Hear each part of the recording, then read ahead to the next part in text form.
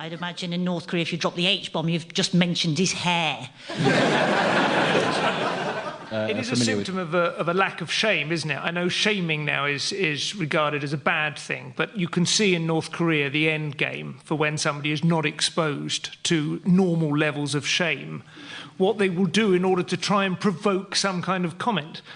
I mean, he's escalated his own appearance to the point where he is clearly screaming for somebody to say, "Oh, come on," you know. It will be so humiliating if the world is ultimately destroyed by this man who looks like some creation of Pixar, a sort of racist chipmunk that was... that is basically Kim Jong-un. It must be like having the neighbours from hell, mustn't it, being connected to North Korea? Because you've got China, you know, and South Korea and Japan all having to get up early for work in the morning, and then North Korea is just up at 3 a.m. setting off fireworks in his back garden.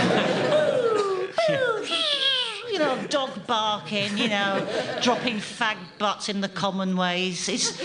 You know Kim Jong-un, if he had a car, it would have one of those horns that went... He's classic Asbo material, He's isn't he? classic Asbo material. But there was a Foreign Office buff was being interviewed about him, and he said, well, he's a surprisingly good-humoured chap, and he always invites all the ambassadors over, which his father never did. And he's a surprisingly witty man. You think, none of this is really helping. One of the things people don't know about Hitler is the card tricks. He doesn't really mitigate the case against him, yeah.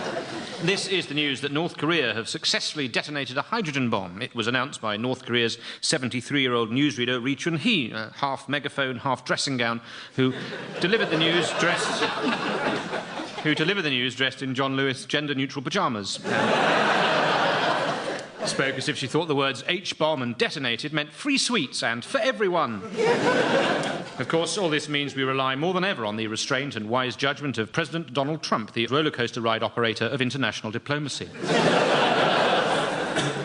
Vladimir Putin said this week that the answer is diplomacy and negotiation. You know the world's in trouble when Vladimir Putin has to step in and act as the team mum. North Korea's ally China condemned the test in the same way that I condemn my child for saying something rude, when in reality I find it hilarious.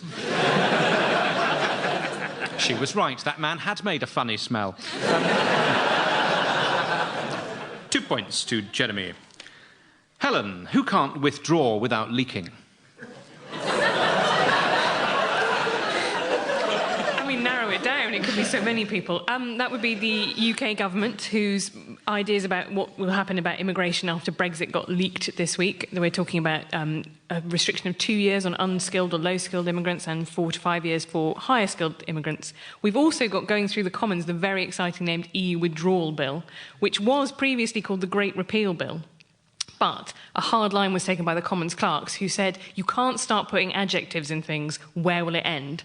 I think they basically foresaw a kind of Michael Gove is a legend bill heading down the track towards them. So they said, you know, it's got to have a boring name, and it's got lots of boring clauses in it, but it is a huge, huge power grab by ministers. They've got this thing that's called the Henry VIII clause, which is one of those rare things that sounds much more exciting than it is, but is nonetheless something that everybody should be really into, because the whole problem is we're supposed to have Brexit to take back control from Europe, but we've now seamlessly given that to a group of other people who still we don't have any scrutiny over. So it sort of makes the whole point of Brexit redundant. I suppose there's two things, isn't there? There's them saying, listen, you sort out the border in Ireland, for instance, a sort of geographical indication status. Yeah, and basically David Davis and Michelle Barnier at some point must have had a kind of group viewing of Love Actually, and they've decided to endlessly reenact that bit where Hugh Grant just basically gives the US president what for, but they both think they're Hugh Grant.